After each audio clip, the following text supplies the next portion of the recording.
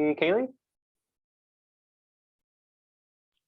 Welcome, everyone. My name's Kaylee, and I'm joined by Iris and Charles. We're three of the WellCats DIAs. We're Dr. Physical Therapy students, and then we also help Dr. Besner with some of her research and the wellness coaching. Today, we're going to be talking about how to set gratitude goals. So just to start off, we're going to talk about our objectives. We're going to discuss 4 different strategies for practicing gratitude. We're going to learn an approach to goal setting, and then we're going to discuss how to integrate gratitude into goal setting. Alrighty, so this is one quote from one of the articles we read, and it says, "Contrary to commonly held belief, gratitude does not lead to complacency or apathy. Gratitude serves as an activating, energizing force that leads us to pursue our goals and become better, more socially engaged people."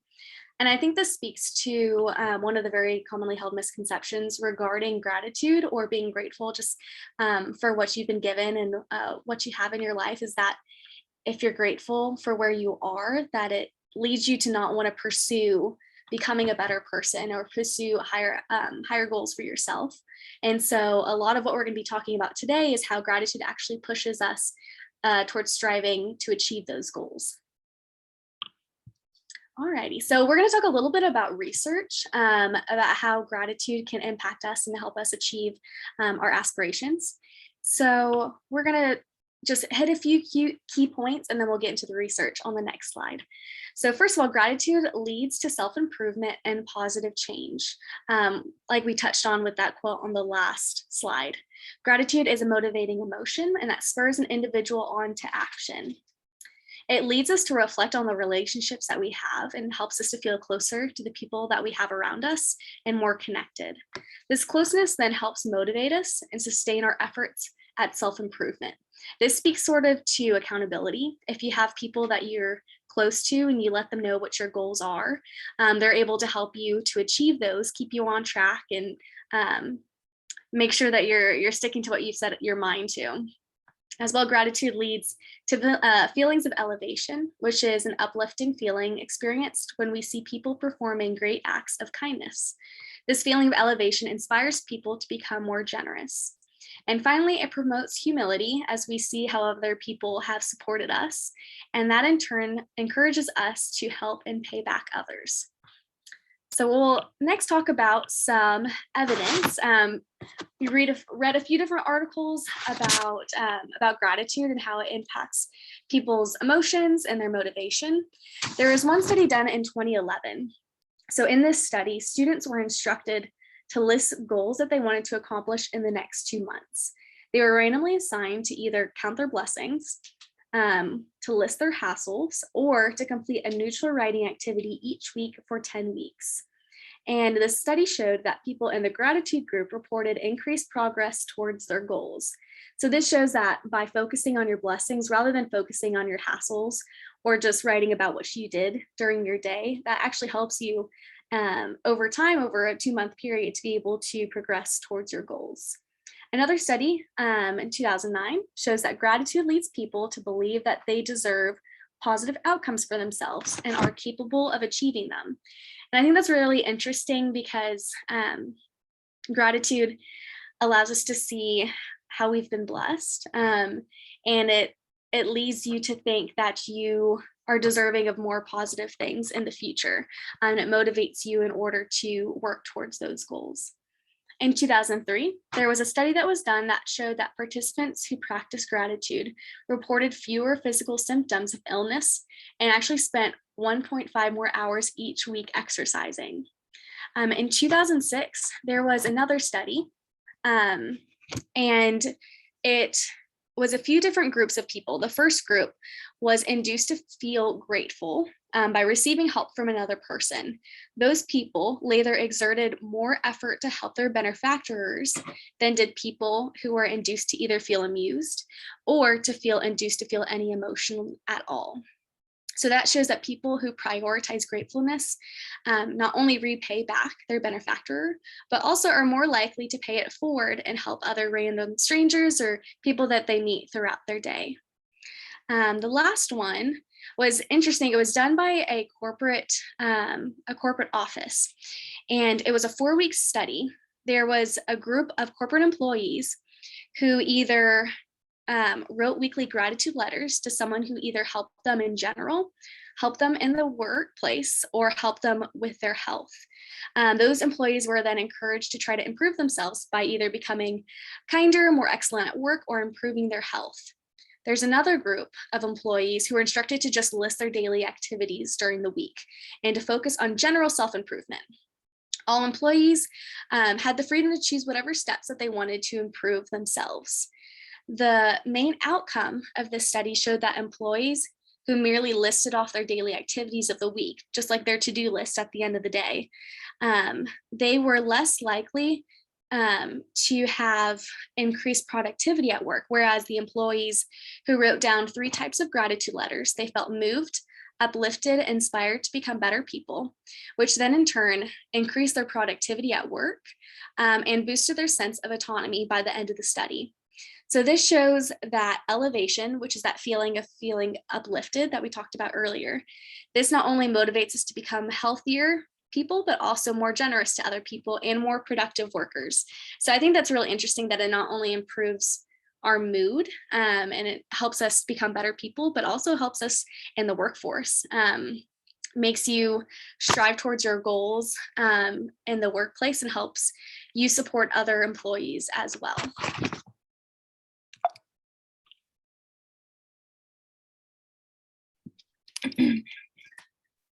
So with that, does anybody have any examples of how they exude gratitude on a daily basis?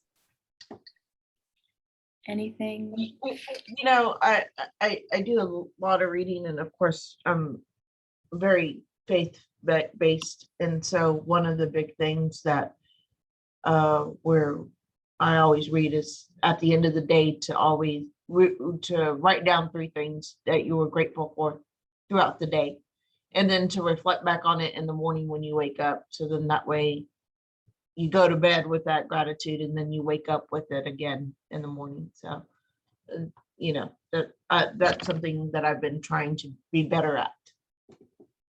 No, yeah, that is awesome. You'll actually see later in our presentation that we do have something like that. It's called the what went well exercise.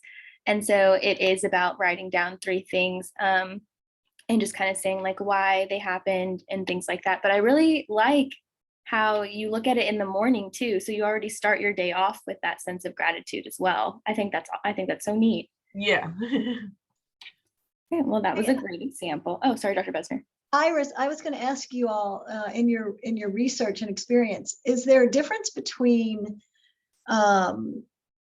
like just thinking about what you have gratitude for or expressing gratitude to someone else? Like saying, you know, I really appreciate that you did XYZ, or I appreciate that you're always willing to jump in or something like that. Is that gratitude, do you think? If anybody else wants to jump in, but what we had kind of seen was the effect of gratitude on other people. And so kind of just like people can kind of internalize it like, oh, I was really grateful for XYZ kind of thing, or I could physically tell that person and it's the effect on that person. So that was kind of the stuff that we had read into. And I think that kind of not only are you expressing gratitude internally, but you're also expressing it to someone else. And I think that makes that like that person's day or that person's mentality that much different than they might have had. So we saw stuff about that kind of aspect. Yes. Yeah. So it's a multiplying effect when you share it with others. Oh, cool. Like a nice little positive domino effect. Exactly. Yeah. Okay. Next one.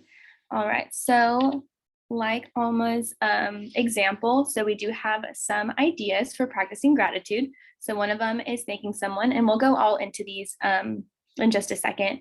But we have thanking someone, maybe starting a gratitude journal. So that's how we were kind of saying with writing things down, reminding yourself what you're grateful for. So that can be kind of just little pictures or sticky notes kind of stuff.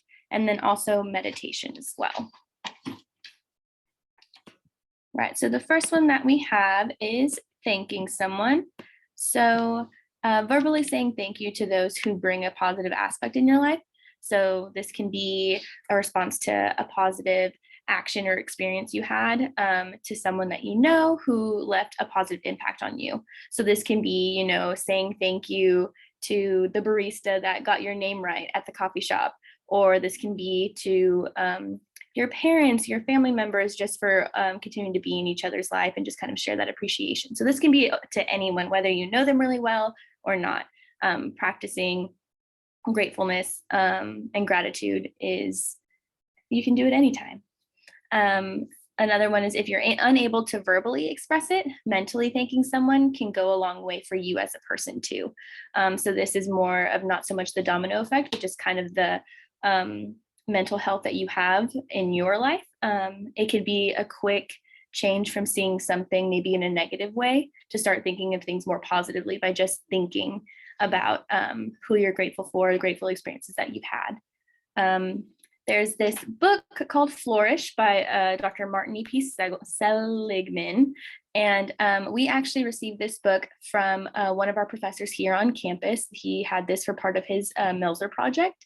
And it is such a nice book that gives a lot of examples of how to, I guess, just find more happiness in everyday life and in your well-being. And so one of them did really focus on gratitude. And so one of the ways that Dr. Seligman had found was an effective method was by writing in the form of a letter.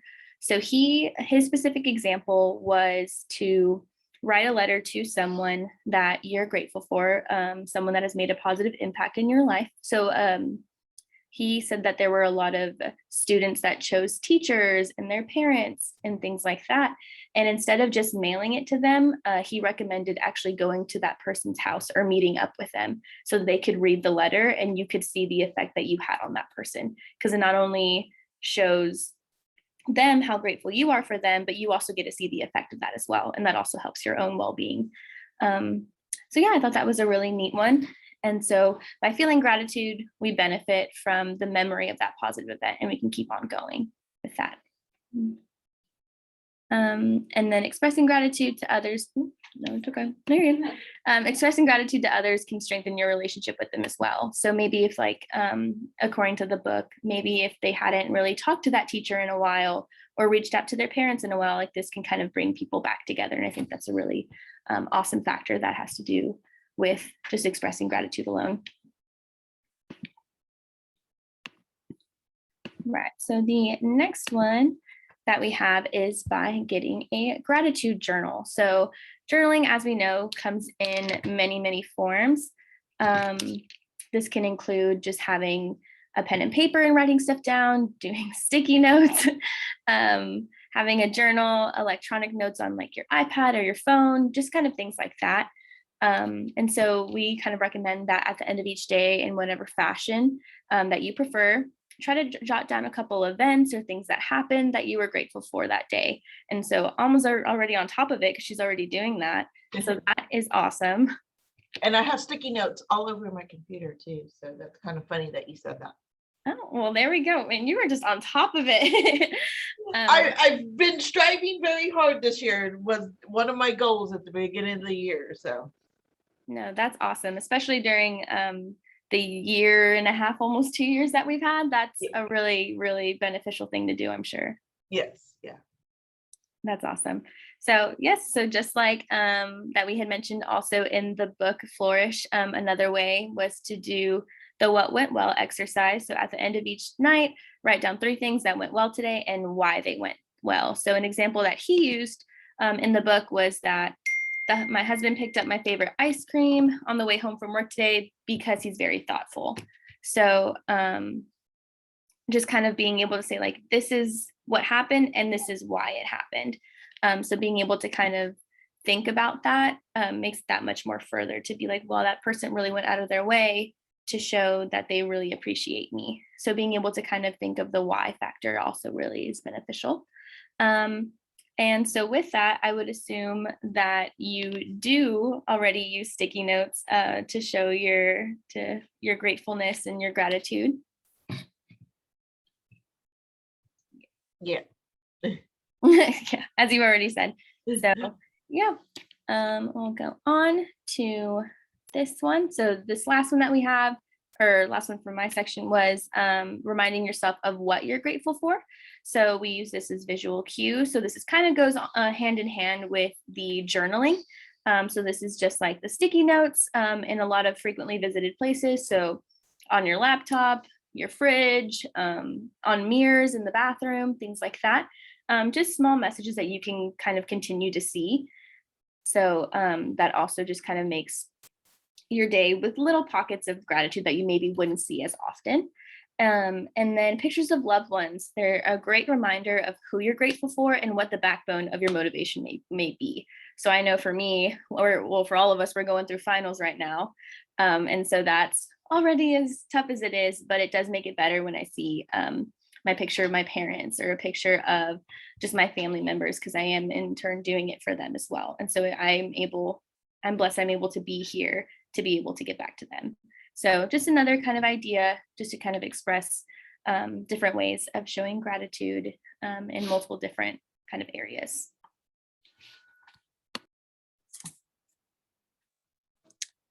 Okay, so moving on to our strategies on how to improve our gratitude within our lives.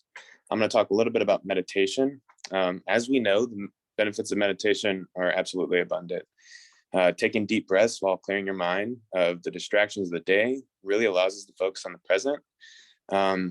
Meditation has many positive benefits for wellness, including stress reduction, that's physically and mental stress reduction, as well as an increase in positivity. So how does this relate to gratitude? The reduction of stress increases our positivity, which allows for a more suitable mental state for gratitude. Okay, moving on. So as we were researching, we found a nice 6 easy step process to goal setting. So the first step is to decide what you're going to do. The second step is to write it down. I think the writing it down part is especially important for me as well. And then the third step is to tell someone, as Iris was talking about earlier, that has to do with the accountability factor. The fourth step is to make an actionable plan. The fifth step is to keep going. I'm going to talk about this a little bit later, but the keep going is there just because there's going to be bumps in the roads or in the road, maybe multiple roads, who knows. But it's important to always just keep going, remind yourself what you're doing and who you're doing it for. And it's going to make it a lot easier to pick yourself back up. And the sixth step, and I think this is also super duper important, is to celebrate your victories, whether that's celebrating victories along the way or once you have achieved your goal. Yeah. Moving on. So actually, I stole this from Dr. Besner. This is something that we talk about when we're talking about specific goals that we make. And I like the acronym a lot. It's make it SMART. So with SMART goals, the S stands for specific. So when you're writing your goal down, try to put as much detail as possible so that you know what you're doing when you go to do it. The M stands for measurable. So identify quantitative targets for tracking your progress. And so you can have that to track when you're looking at your results. For example, like me, sleep has been really important towards the beginning of the curriculum here at Texas State. I definitely was lacking a little bit of sleep. And so as I was setting my SMART goals, I would always make sure to have like a specific number of hours of sleep that I wanted to get for any given day. And then 3 is make it attainable. While it's ideal that I would get 10 to 12 hours of sleep a night, it's definitely not attainable if I want to do everything that I do in a day. So 7 to 8 is attainable for me, and it's a good goal that I have set. So make sure it's possible to achieve your desired result. And then the R stands for realistic. So you have to acknowledge the practical requirements necessary to accomplish the goal. For me as a physical therapist, it wouldn't be realistic to think that, I'm going to make $1 million a year, but it'd be nice to have realistic goals to, strive for. And then the T stands for time limited. This is really important. I like to put off things a little bit. And so making my goals time limited puts in specific deadlines, and it kind of keeps me on track. Okay, and then last but not least, while we're making goals, while we're showing gratitude, it's very, very important to give ourselves grace. So at the end of the day, goal setting can place sometimes an unreasonable expectation on yourself if it's taken too far. As humans, we're not perfect, so we shouldn't expect perfection in our everyday lives. So while we want to strive to be the best version of ourselves through our goals, it's important to remember to give ourselves grace through the shortcomings that we may have. This grace will definitely allow for an easier time dusting yourself off and getting back on the horse. And that is it. So our last slide. How do you plan on implementing gratitude during this holiday season?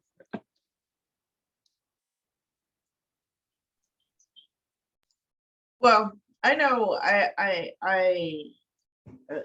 over this COVID time have been very grateful for, my friends, my family, those that, are keeping it together, all of us together. So of course I love to give gifts. So that's my big thing, but it's not like I like to make gift, make something that, I actually put time and effort into doing and give that to them.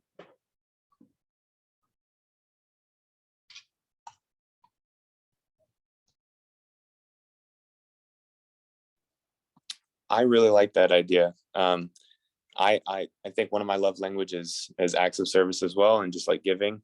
And so the holidays are really special for me because I like to make my gifts so unique that they know it's for me, and they know it's for a specific reason.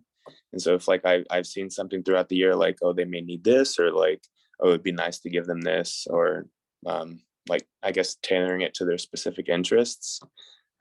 That's something that I take pride in, just trying to make my gifts as unique Be as very possible. thoughtful. Yeah. Yeah, me too.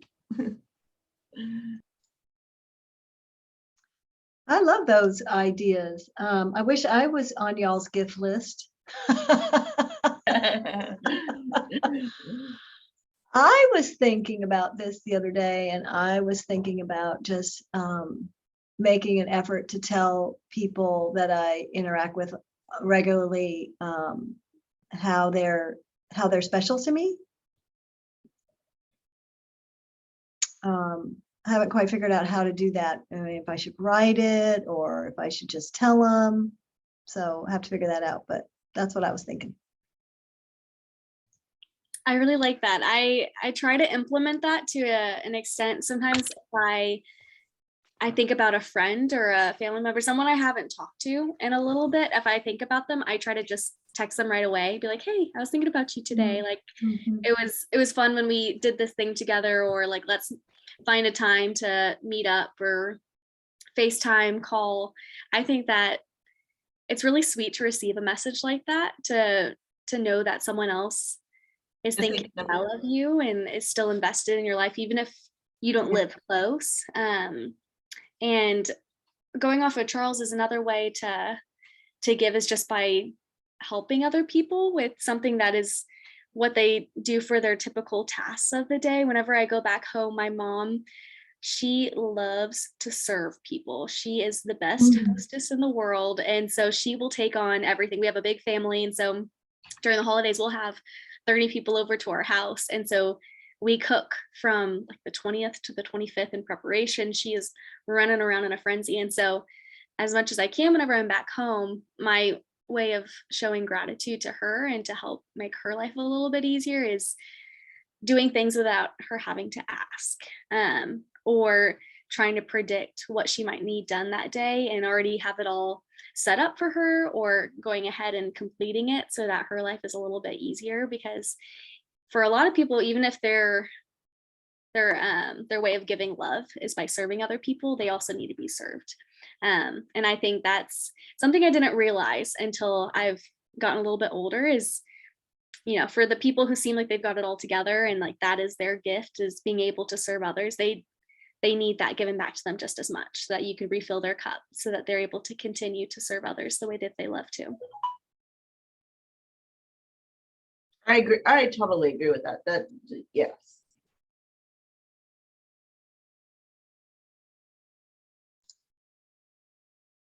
Awesome. Anyone have questions or other comments? I think y'all did a wonderful job in putting this together. I mean, y'all just hit so many things, and things I do and things that I forget, especially like the forget that you should celebrate yourself. So I'm glad that you put that in there, because sometimes, we get wrapped up and forget that.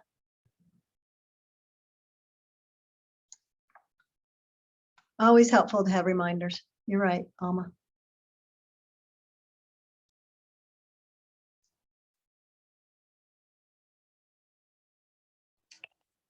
Okay, I actually have one more thing. I was actually wondering how do y'all celebrate your, like, whether it's like you have achieved a goal, or like let's say you have like mini goals to achieve a bigger goal.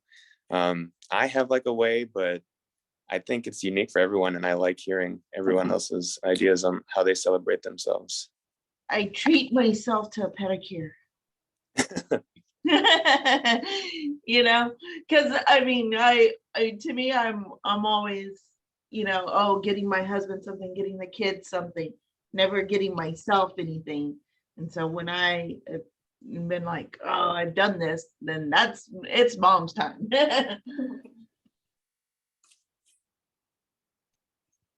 For me, it's food. I'm definitely motivated by food. And so I either go get a cheat meal, or I just treat myself to like a nice dinner. But yeah, food definitely motivates me.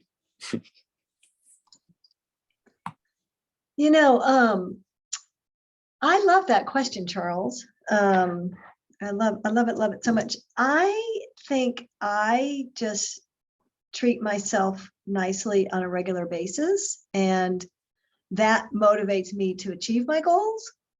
And then periodically we'll dedicate a nice event or a treat to a specific goal. Like, I'll give you an example. Like, I also love food, and my partner and I, we love to go out to a fancy or a nice dinner. And we had planned to go out to Barley Swine in Austin last weekend, because I got a really nice gift certificate from the Faculty Senate last year, and we had just not used it. So we went out, and my partner just got a promotion. So we had planned to do that anyway, but we celebrated her promotion. And so it kind of makes the event more special. But I'm a big proponent of just treating yourself nicely all the time. I really like that. Okay. Being in grad school, I don't I don't get many fancy dinners out right now. But my way of incorporating throughout the week is doing what I need to do, but in a more enjoyable way. I love being outside. If I'm not here in class, I'm outside 90% of the time. I sit out on the balcony and study. I have a rocking chair. I watch the sunset every single night. But if I'm having a hard week, or I feel like I just need a little bit more motivation and I need to study, go to a nice coffee shop. We'll sit for a little bit, like enjoy having coffee and a treat or something. And then once I finish studying, I'll go on a little hike. So I think recognizing what brings you joy and what brings you a sense of peace and fulfillment, even just in little ways that you can incorporate throughout your day, makes all the difference. Or yeah, like if you aren't able to go out for a nice dinner, getting some ingredients and making something a little different, or maybe not sitting in front of the TV, but sitting with your loved ones, and getting to have nice conversations and spend quality time together. I think there's a lot of different ways that you can incorporate like treating yourself and giving back to yourself, even throughout the week. I like that. I think I'm gonna start doing that, because yeah, like while we are busy, while we have things to do, I think there are some components of our environment that we can like change and control to like make it more enjoyable. So like going outside while you're studying, it's like not like a crazy concept, but it would definitely make it more enjoyable. So I thank you. But while we're talking about celebrating ourselves, I was also thinking like in just like this theme, I definitely have like a person in my life that like likes to celebrate me whenever I do good things. And like that's just been so helpful for me. And so Dr. Besner, when you're talking about like dedicating dinners, she would take me out to a dinner and be like, this is for blah, blah, blah. And I was like, I would always think like, oh man, like I didn't think much of it at the time, but now that I'm like looking back, it really meant a lot. And so I think I'm going to start trying to like celebrating others and like, you know, just taking them on special events as they go through their victories. But I thought I'd share. That's a good idea. I like that. You know, Kaylee's comment and Charles, your response reminds me that we really have an amazingly beautiful campus. Both campuses are just incredible. My niece goes to Austin College and up in Sherman, and she loves it there, but it's just not very pretty. It's kind of flat and ugly. And she visited a friend at Texas State last week when she was down here, and she goes, "Oh my God, your campus is so beautiful. I cannot believe how beautiful it was." She just went on. And I think for those of us who, you know, just want a simple pleasure, Kaylee's right. Just go outside and enjoy the beauty. Our campuses are amazing. So we have so many opportunities, and I think we take them for granted to just enjoy what we have. I definitely take advantage of my 30 minutes of wellness and go outside and walk. Oh, good. Are you on San Marcos? I guess you are, huh? Yeah, I'm on the San Marcos campus. Yeah, so you have lots of options. I get outside and walk when weather permits because it definitely helps. Yeah. Today's a beautiful day, it looks like. Yes, I already did my walk. Okay, great. Good for you.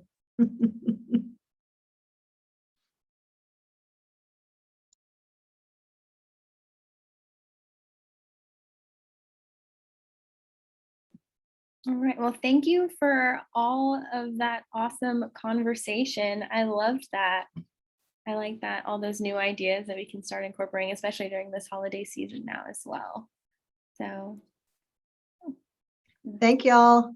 Great job. All right, guys, y'all have a good holiday season. Good luck on your finals. Thank you, Alma. You too. Have a happy holiday. You too. All right. Bye.